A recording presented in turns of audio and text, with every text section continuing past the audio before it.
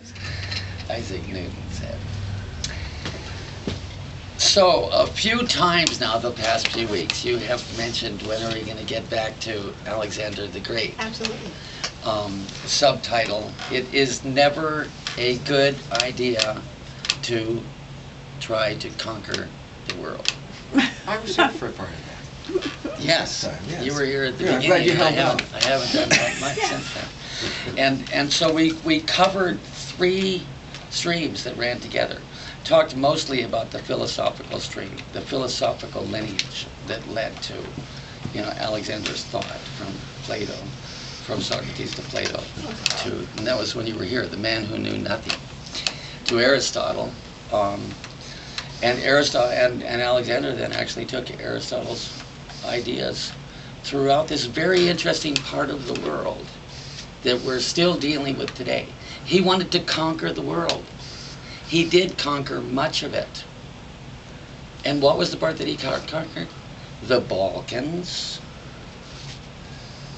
the Middle East, up to Pakistan and northern India. So Iran, Iraq, Syria, Egypt, all these areas that we are dealing with today. So, I mean, it's interesting to see. He really had a vision to unify that part of the world. And now we're here 2,300 years later,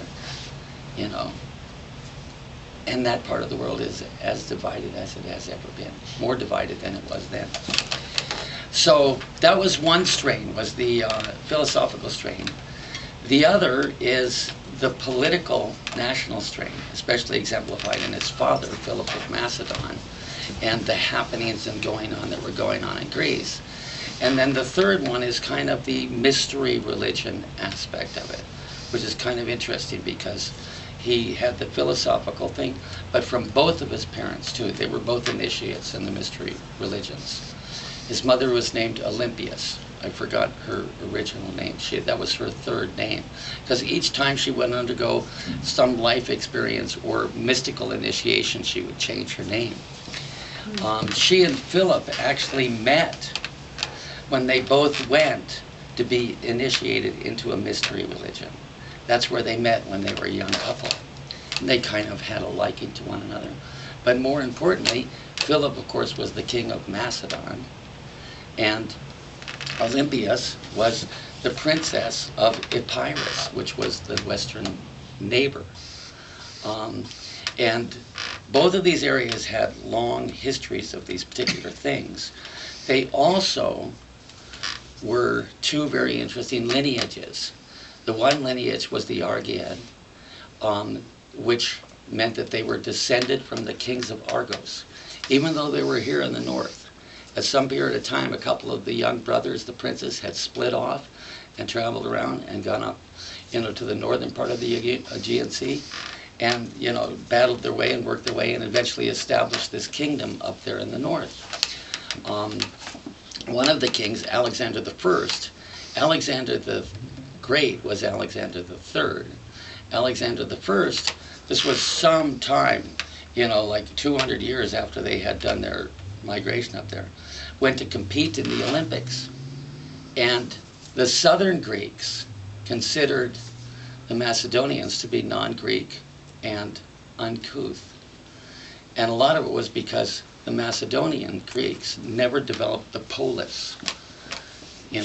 Greeks, Aristotle's politics was all, the highest form of the state was the self-governing polis.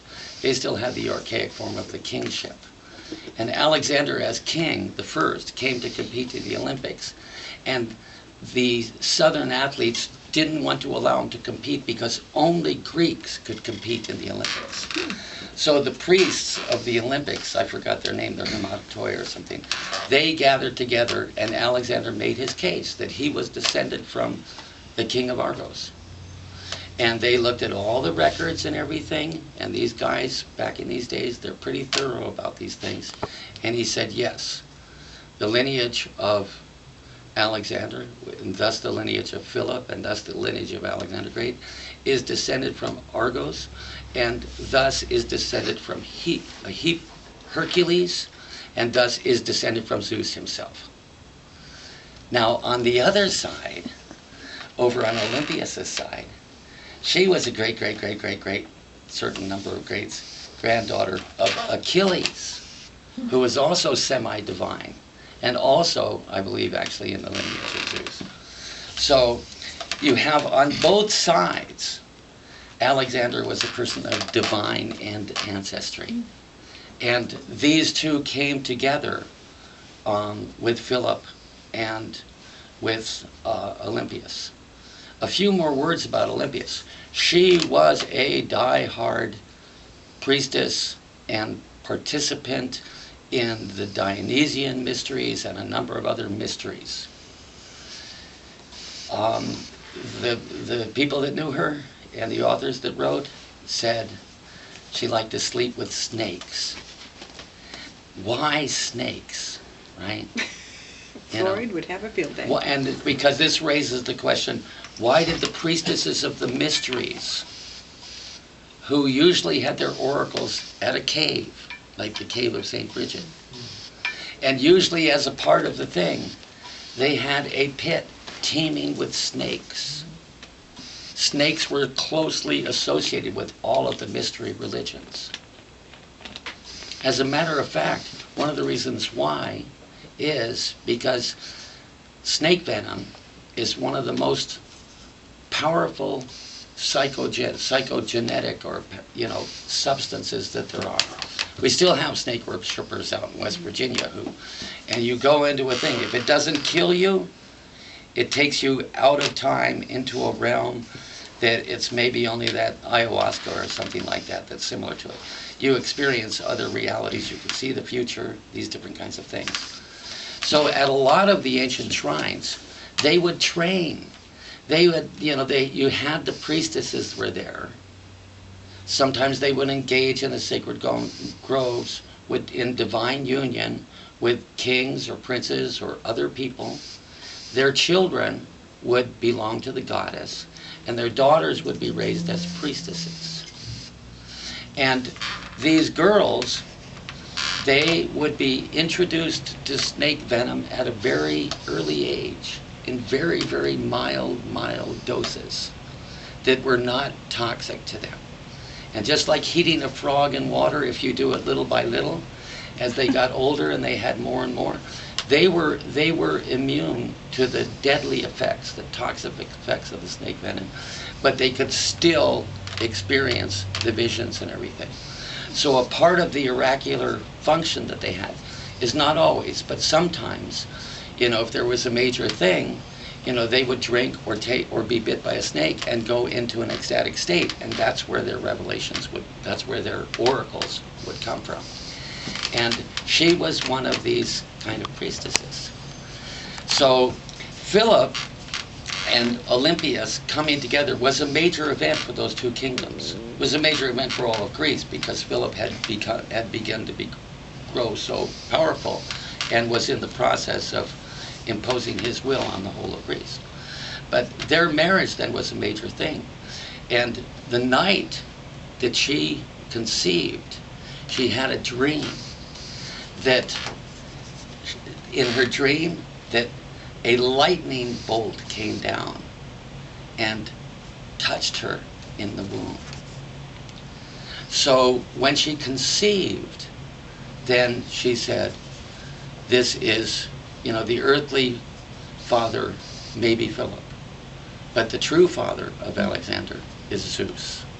Alexander is the child of Zeus. And then I think it was when, at the time that she delivered, Philip went down and won a victory in the Olympics, and that's why she then took the name Olympias. This was a very powerful woman. This was a very strong, actually, part of the political kind of things. She was also a very possessive, jealous woman, and she didn't like the fact that Philip eventually took 7 other wives. And so they didn't get along too well. Also, Alex was such a prodigy in every area, mentally and physically, that Philip, while he really admired him and was proud of him, he also was somewhat jealous of him. And there began to develop a difficulty within the relationship between Philip and Olympias when he didn't feel comfortable getting in bed with her with all of her snakes, and was taking these other wives, and then she became more and more sort of distant and critical of him.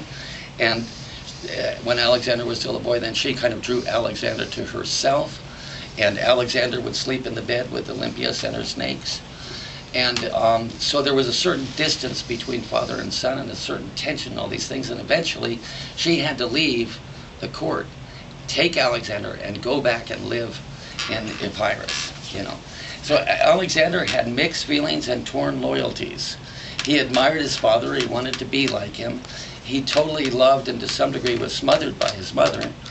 And and he also grew up with a knowledge and being told by his mother that he was a child of Zeus, descended from Achilles, and his favorite book was the Iliad, and he totally identified with Achilles and saw himself going to fight against the Persians in a way similar to the way that Achilles had gone to fight and defeat the Trojans.